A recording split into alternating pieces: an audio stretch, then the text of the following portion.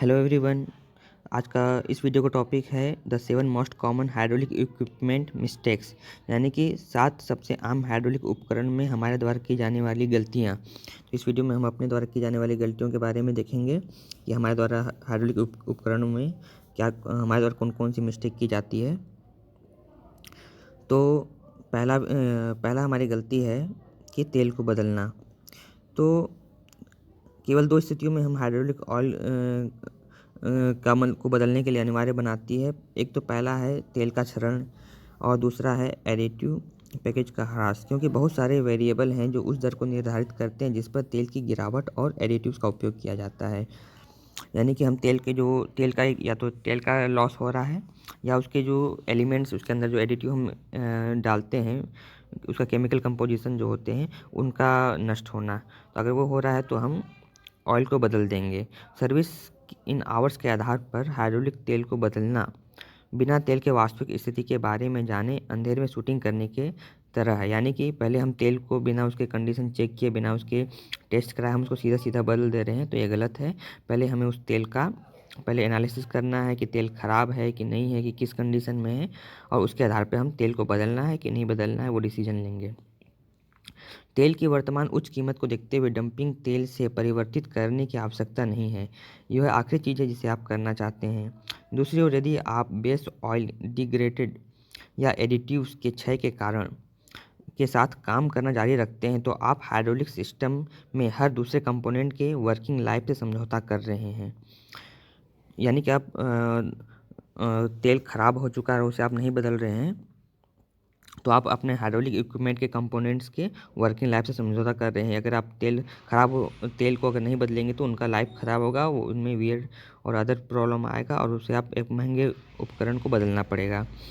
तो तेल को बदलना है कि नहीं बदलना है, तो उसका एकमात्र उपाय है कि आप उसको पहले एनालिसिस करें और एनालिसिस करने के बाद आप डिसीजन लें कि ऑयल को बदलना है कि नहीं बदलना है। और दूसरा गलती है फ़िल्टर को बदलना। तो हाइड्रोलिक फ़िल्टर पर सब एक समान स्थिति लागू होती है। यदि आप उन्हें शेड्यूल के आधार पर बदलते हैं, यानी कि आप एक शेड्यूल आप 15 दिन या 1 हफ्ता या 1 महीने का जो टाइम आप लगा दें कि उसमें आपको बदलना ही बदलना है, तो आप उसको बहुत जल्दी बदल रहे हैं या फिर बहुत देरी से बदल रहे हैं। यदि आप उन्हें जल्दी बदल देते हैं तो इससे पहले कि आप उसका सभी डर्ट होल्डिंग कैपेसिटी, यानी कि उसका पूरा उपयोग किया जाए, उससे पहले ही आप उसे बदल दे रहे हैं, और उससे आप जिसके कारण फ़िल्टर पर बदलने के कारण उसमें पैसा बर्बाद हो रहा है आपका। और यदि उन्हें देर तक चलाते हैं, यानी कि उसे लेट से बदल रहे हैं, और तो फ़िल्टर का बाईपास हो जाएगा। फ़िल्टर के साथ जो बाईपास लगे रहते हैं, अगर फ़िल्टर अगर जाम हो जाएगा तो उसके बाईपास लगे हुए उससे ऑयल जाएगा, जिससे आपका डर्ट पार्टिकल उसमें बढ़ जाएगा हाइड्रोलिक सिस्टम में, जो अपने डस्ट पार्टिकल्स हैं, और वो अपने हाइड्रोलिक कंपोनेंट्स के जो एक कंपोनेंट्स हैं उसको नुकसान करेगा और उनका सर्विस लाइफ को कम कर देगा, जो एक लंबे समय में आपको अधिक खर्च दिलाएगा। तो सॉल्यूशन इसका ये है कि जब फ़िल्टर के सभी डर्ट होल्डिंग कैपेसिटी का उपयोग हो जाता है तब फ़िल्टर को बदलें, वो भी इसके बाईपास वाल्व के खुलने से पहले। इसके लिए आपको क्या करना पड़ेगा, तो एक फ़िल्टर पे एक आपका एलिमेंट लगाना पड़ेगा, या प्रेशर ड्रॉप देखना पड़ेगा। अगर प्रेशर ड्रॉप अगर आपका बढ़ रहा है, ज़्यादा हो रहा है, तो तब इसे आपको इसे कंटिन्यू वाचिंग करना पड़ेगा, ऑब्जर्व करना पड़ेगा कि आपका प्रेशर ड्रॉप ज़्यादा बढ़ रहा है कि नहीं। अगर ज़्यादा बढ़ने लगेगा तो यानी कि आपका फ़िल्टर चॉक हो रहा है, यानी कि पूरा जाम हो रहा है, तब आप उसे बदल दें। और ये सिस्टम जैसे जनरली इसमें एक डिफरेंशियल प्रेशर गेज लगा दिया जाता है, जो आपको इंडिकेट करेगा जब एक पॉइंट आप जो भी सेट करें, इतने डिफरेंस पे अगर आपको बदलना है, उतने सेट पे अगर आपका पॉइंट अगर आ जाता है तो आपको इंडिकेट कर देगा, तो आप फिर अपना उसे बदल सकते हैं। एक क्लॉगिंग इंडिकेटर एक डिवाइस का सबसे छोटा रूप होता है। एक बेहतर समाधान के लिए फ़िल्टर पर प्रेशर ड्रॉप की निरंतर ऑब्जर्वेशन करना ज़रूरी होता है। तीसरा हम गलती करते हैं बहुत गर्म ऑयल चलाना। तो कुछ उपकरण मालिक या ऑपरेटर उस इंजन का संचालन करना जारी रखते हैं जो ओवरहीटिंग करता है। दुर्भाग्यवश जब हाइड्रोलिक प्रणाली या सिस्टम बहुत गर्म हो जाता है तो ऐसा नहीं किया जा सकता, लेकिन एक सिस्टम की तरह हाइड्रोलिक कंपोनेंट, सील, हॉजेस और तेल को नष्ट करने का सबसे तेज़ तरीका होता है कि हम ऑयल को हाई टेम्परेचर पे चलाते हैं। हाइड्रोलिक प्रणाली के लिए कितना टेम्परेचर होना चाहिए? यह मुख्य रूप से तेल की विस्कोसिटी और विस्कोसिटी इंडेक्स यानी तापमान के साथ विस्कोसिटी में परिवर्तन की दर और सिस्टम में हाइड्रोलिक कंपोनेंट्स के प्रकार पर निर्भर करता है। जैसे ही तेल का तापमान बढ़ता है, उसकी विस्कोसिटी कम हो जाती है। इसलिए एक हाइड्रोलिक सिस्टम पर बहुत गर्म टेम्परेचर पर काम कर रहा होता है जब तक यह उसका तापमान का मतलब उसका हायर टेम्परेचर तक पहुंच जाता है, जिस पर पर्याप्त लुब्रिकेशन के लिए आवश्यक तेल का विस्कोसिटी नीचे गिर जाता है। उदाहरण के लिए वेन पंप को पिस्टन पंप की तुलना में न्यूनतम विस्कोसिटी की आवश्यकता होती है।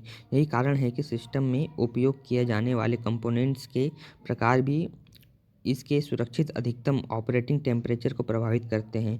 पर्याप्त लुब्रिकेशन के मुद्दे के अलावा जिसके महत्व को अधिक नहीं किया जा सकता, 82 डिग्री सेल्सियस के ऊपर ऑपरेटिंग तापमान अधिकतर सील और हौजेस के कंपोनेंट्स को नुकसान पहुंचाते हैं और तेल के क्षरण में तेज़ी लाते हैं।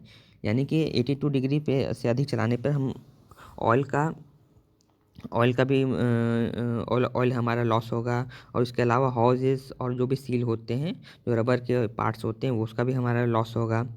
लेकिन पहले से ही समझाए गए कारणों के लिए एक हाइड्रोलिक प्रणाली इस तापमान के नीचे बहुत अच्छी तरह से गर्म हो सकती है।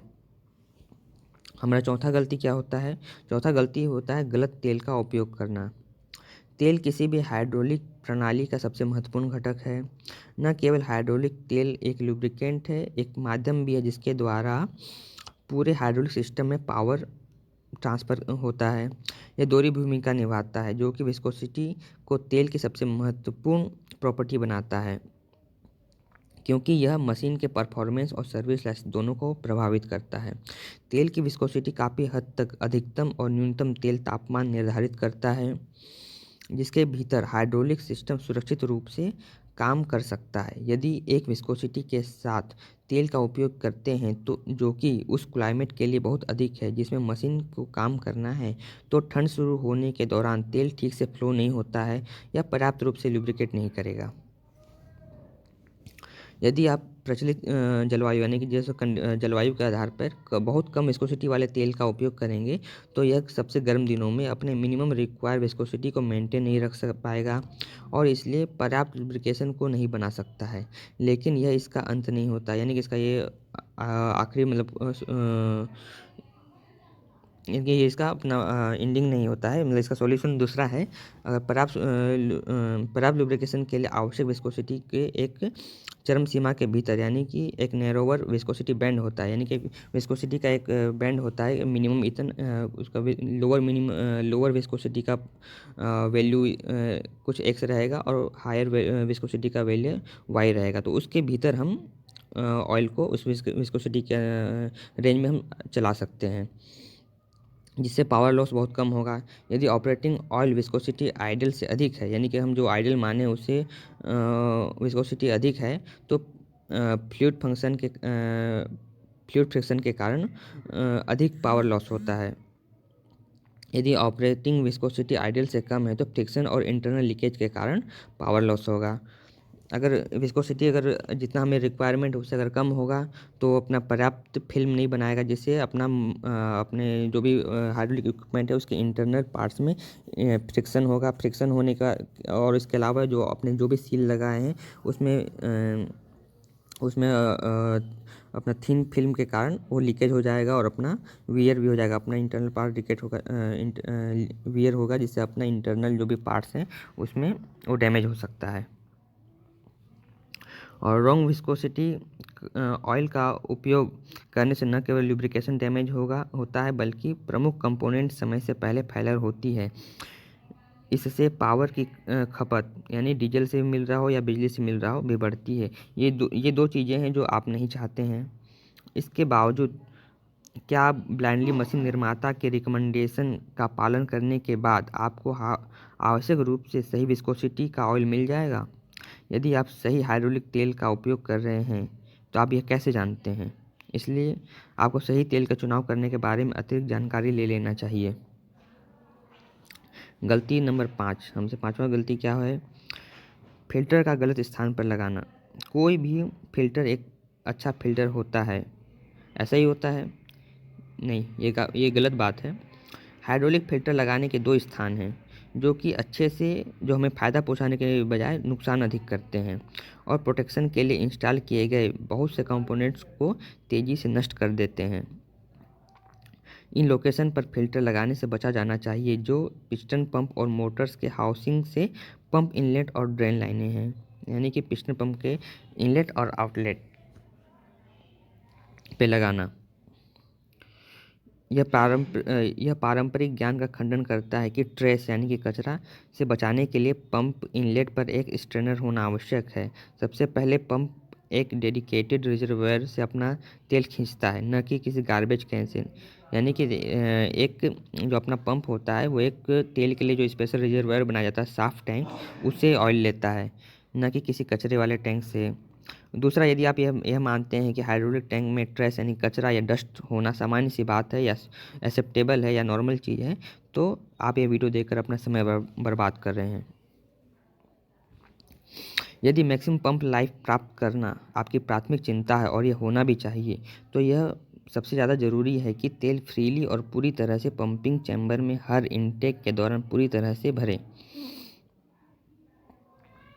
ये ठीक से डिजाइन किए गए रिजर्वायर में कोई खतरा नहीं है। यहाँ पंप इनलेट प्रवेश नीचे से कम 2 इंच होता है।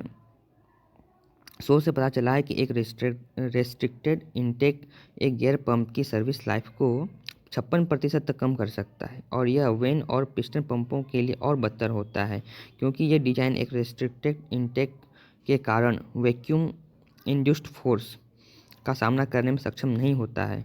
हाइड्रोलिक पंप सक्शन के लिए डिज़ाइन नहीं किए जाते हैं। पिस्टन पंप और मोटर्स की ड्रेन लाइनों पर स्थापित फिल्टर से समस्याओं का एक अलग सेट उत्पन्न होता है, लेकिन परिणाम सक्शन स्ट्रेनर्स के समान होते हैं। वे सर्विस लाइफ को कम कर सकते हैं और इन उच्च कीमत वाले कंपोनेंट्स में भयावह फेलियर का कारण बन सकते हैं। आपको इसे लगाने से पहले हाइड्रोलिक फ़िल्टर लोकेशन के बारे में पढ़ना चाहिए और इसके बारे में और अधिक जानकारी हासिल करना चाहिए। गलती नंबर 6, यह मानना कि हाइड्रोलिक कंपोनेंट्स सेल्फ प्राइमिंग और सेल्फ लुब्रिकेटिंग होते हैं। आप जानबूझकर क्रैंक केस में तेल डाले बिना इंजन स्टार्ट नहीं करेंगे, और फिर भी यह एक चीज़ को हमेशा बहुत अधिक कीमत वाले हाइड्रोलिक कंपोनेंट्स के साथ में होता है। यानी कि आप जानबूझकर तो बिना ऑयल डाले अपने इक्विपमेंट को चालू नहीं करेंगे, लेकिन यही मिस्टेक सबसे ज़्यादा होता है और जो हमारे हाइड्रोलिक इक्विपमेंट को की कंपोनेंट्स को डैमेज करता है अधिकतर। तथ्य यह है कि यदि प्रारंभिक स्टार्टअप के दौरान सही चरणों का यानी स्टेप्स का जो हमें फॉलो करना है उसका पालन नहीं किया गया, तो हाइड्रोलिक कंपोनेंट्स को गंभीर नुकसान हो सकता है। कुछ मामलों में वे थोड़ी देर के लिए ठीक से काम कर सकते हैं, लेकिन स्टार्टअप पर होने वाले नुकसान तब हमें उन्हें समय से पहले फेलर कर देगा। यानी कि स्टार्ट में अगर हम बिना ऑयल के चालू कर दिए तो शुरू में तो वह चल जाएगा, लेकिन उसका सर्विस लाइफ हमारा कम हो जाएगा और हमें उसे जल्दी बदलना पड़ेगा। इसलिए बिना लुब्रिकेशन दिए हुए या प्राइमिंग किए हुए हम उसे नहीं चलाना चाहिए। इस दुविधा को ठीक करने के 2 भाग हैं, यह जानना कि क्या करना है और यह याद रखना कि क्या करना है। अगर आपको पता नहीं है कि क्या करना है, यह एक अलग बात है। यदि आप जानते हैं कि आपको क्या करना है लेकिन इसे करना भूल जाते हैं, तो यह अपने आप को नष्ट करने के जैसा, या अपने मशीन को ख़राब करने के जैसा है। जब आप इंजन स्टार्ट करने से पहले इनटेक आइसोलेशन वाल्व खोलना भूल गए, तो आप अपने आप को पंप हाउस के साफ तेल से भरने के लिए आपको अपने आप को शाबाशी देना चाहिए, यानी अपनी पीठ थपथपा सकते हैं, क्योंकि आपने पूरा तेल अपने पंप हाउस में फैला दिया है, साफ तेल। गलती नंबर 7, हाइड्रोलिक्स में शिक्षा प्राप्त नहीं करना, यानी कि हाइड्रोलिक्स के बारे में नया जानकारी नहीं लेना। इस वीडियो का उद्देश्य यह दिखाना है कि यदि आप स्वयं हाइड्रोलिक उपकरणों का संचालन, मरम्मत या रखरखाव करते हैं और आपको नवीनतम हाइड्रोलिक्स उपकरण रखरखाव प्रैक्टिस के बारे में पता नहीं है, तो आपके हाथों के माध्यम से बहुत सारा पैसा निकल सकता है। यानी कि अगर आप नए प्रैक्टिस जो हाइड्रोलिक्स के मेंटेनेंस के लिए जो आ रहे हैं उसके बारे में आप जानकारी नहीं रखेंगे, तो आप अपने कंपोनेंट्स को जल्दी सर्विस लाइफ से पहले ही आप उसका डैमेज कर रहे हैं, और उसको अब महंगे उपकरण को आपको जल्दी बदलने पड़ेंगे और इससे आपका फाइनेंशियल लॉस होगा। तो इसका एक ही उपाय है कि आप डेली अपडेट, आप हमेशा अपने आप को अपडेटेड रखें नए नए इसके मेंटेनेंस के बारे में और नए नए कंपोनेंट्स के बारे में और उनके वर्किंग सिस्टम के और उनके स्टेप्स के बारे में। तभी आप अपने जो सिस्टम्स हैं और इक्विपमेंट्स हैं उसको आप लाइफ का बढ़ा सकते हैं। तो thank you for this video.